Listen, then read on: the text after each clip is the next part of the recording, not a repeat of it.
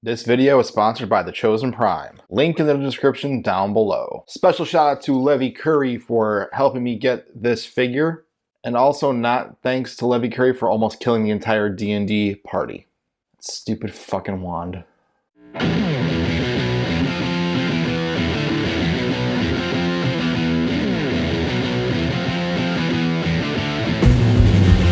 What's going on, everybody? S.L.B coming at you with another video review. This time we're taking a look at Figuarts Avengers Endgame Iron Spider, the Final Battle Edition.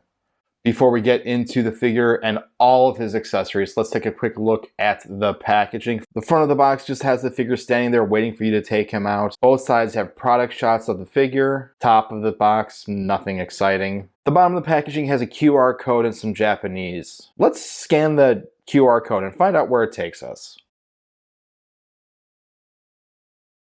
Oh. And the back of the packaging has some gorgeous product shots of Spider-Man in his Iron Spider outfit. Alright, let's forego the instructions. You've seen them once, you've seen them 1,000 times. However, I may refer to them as the review progresses. First thing I want to talk about is what looks like, at first glance, a web effect. Truth be told, it is not, in fact, a web effect. It is what is referred to as a support tool. Made of clear plastic, it is a tiny little thing. Nope, not gonna say it. Not gonna say that's what she said. Not gonna do it. This tool is used for removing the back plate for when you want to plug in a stand or attach the spider legs. Speaking of web effects, Iron Spider here does include a barrage of web effects. 4 web shots, a web net, and a web to give Iron Spider a swinging pose. Each effect is made out of a clear plastic that looks like someone took a piece of sandpaper to it to kind of fog it up and not make it so transparent. You could also say that it looks like a certain liquid, but I'm not going to say which one. Nope. Keeping it highbrow, none of that lowbrow humor for this channel. Well, at least for this video. To utilize the web shot effects, you just pop the hand off and slide the effect over the peg, pop the hand back on, bingo bango, done. If you're wondering what can hold the other web effects, have no fear, because Spidey here comes with a cornucopia of additional hands. You get 5 pairs of hands that are interchangeable. The first pair of hands are the obligatory thwip hands, or he could be saying I love you in sign language. My guess is the first one. Thwip. The second set of hands is either Spidey telling to hang 10 bro, or call me. The third set are what the instructions call gripped hands. You can use these with the swinging web vine or the web net effect. The fourth set of hands are open and will let you have Peter Parker here in the mandatory Spider-Man pose. Oh shit, I said his real name. Well, cat's out of the bag, now you know his secret identity. The last set of mitts for old Webhead here are peculiar because they are molded together and are used when you want to give Spidey a swinging pose. All of the hands are painted in a nice candy apple red with a shine that gives them a metallic look to them. Swapping them out is pretty easy, they just pop right off and you just pop the new one on. It's basic SH Figuarts dynamics here, nothing new. Also included is an alternate head. Why? Well, because Spider-Man here comes packed with a Tom Holland head sculpt, but more on that later. Painted in a metallic candy apple red, much like the hands, the cosmetics of it are done with the finest detail because along with the red are the iconic molded web design that is synonymous with Spidey. In a certain light, you can make out a little bit of black lining inside the web pattern. Accompanying all of this are the not to be overlooked eyes. Painted in black along with a white paint that has a touch of a blue hue to them, the eyes are just as quintessential as the web detail in the suit. Now you may be asking yourself, hey S.L.B, those eyes are cool and all, but what if I want to give him more character? Funny you should ask that. The figure also comes with 3 additional pairs of eyes. The standard ones have a wide open look to them, followed by slightly closed, and lastly there are a pair that are squinting at you, like he's judging you for touching him inappropriately. So I said 3 additional eyes, but that would equal 4, but I've only mentioned 3, so that leaves 4. The last set of eyes have that same black outline, but are painted in red that have a slight pinkish hue to them. This set is for the instant kill mode. Dun dun dun. Wait a minute, in the movies when he activates instant kill in the Iron Spider suit, during Endgame, doesn't Spider-Man have these spider legs that come out of his back? Well, to answer your question, yes, he does. But does this figure come with them? Yeah, he does. Duh. Painted in this absolutely gorgeous gold and metallic blue paint, These legs are stunning. You can remove the back plate on the figure using the support tool and plug in the spider legs. Getting him to stand up is quite the task because the spider legs don't make him really back heavy, but it does add some weight to the figure, so getting him to do an A stance is troublesome. But that being said, having them connected give the figure a tremendous presence. There's one more accessory. I want to save that for right before final thoughts. Let's get into the figure.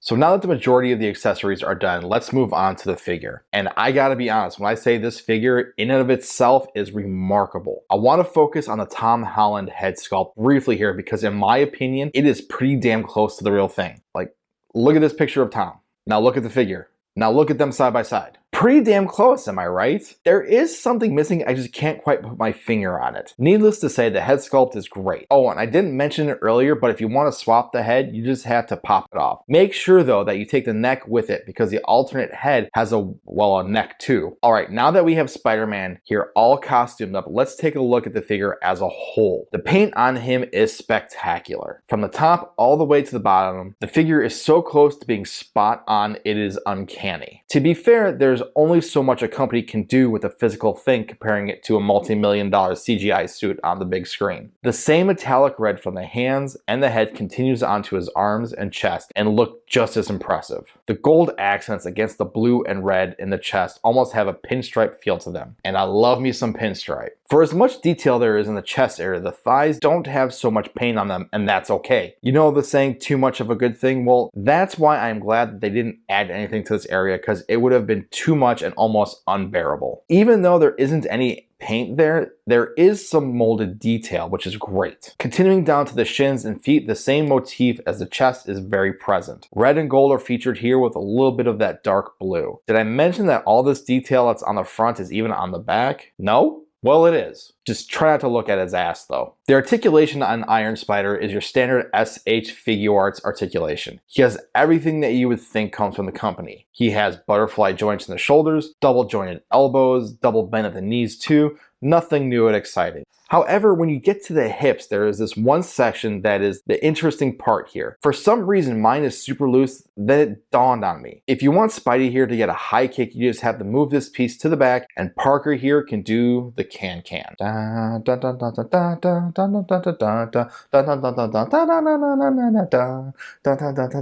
Yes, I know the can-can song.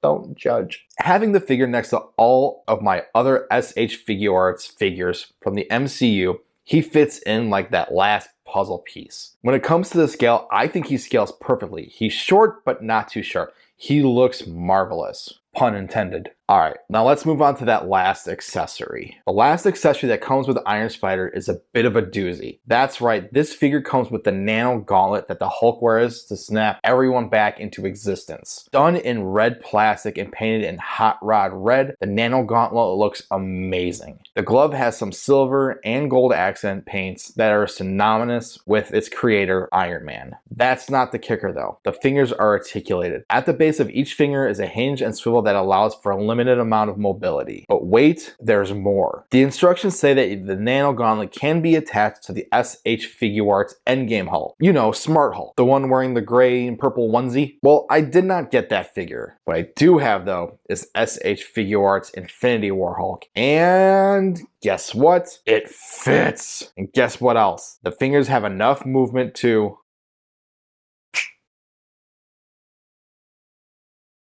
all right, let's get into those final thoughts. This support tool, I kind of wish it was made out of a solid color plastic. It seems if you drop this on the floor, you're gonna lose it and it's gonna be impossible to find. Kind of like losing your contacts. I mean, despite that, this thing is really handy. You use it to get off the back plate, you use it to pop out the eyes, to replace the eyes. And I could see myself using this for other SH Figuarts figures.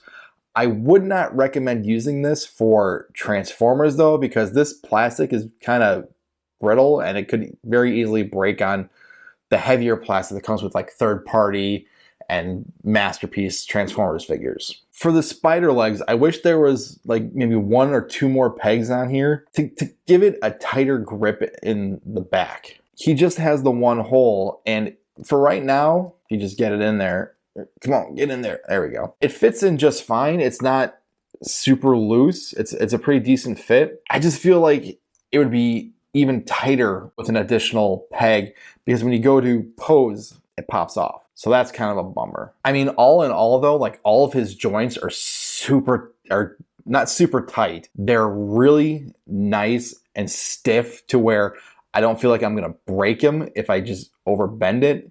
Like it's just a nice amount of tension to where you can get him in a nice pose and it'll stay in there without you having to worry about it flopping around and all the limbs just going. The reason why I got this one instead of the Infinity War one, I love the metallic paint. And if I remember correctly, the Infinity War version didn't have that shine to it. And the spider legs, they were a solid color.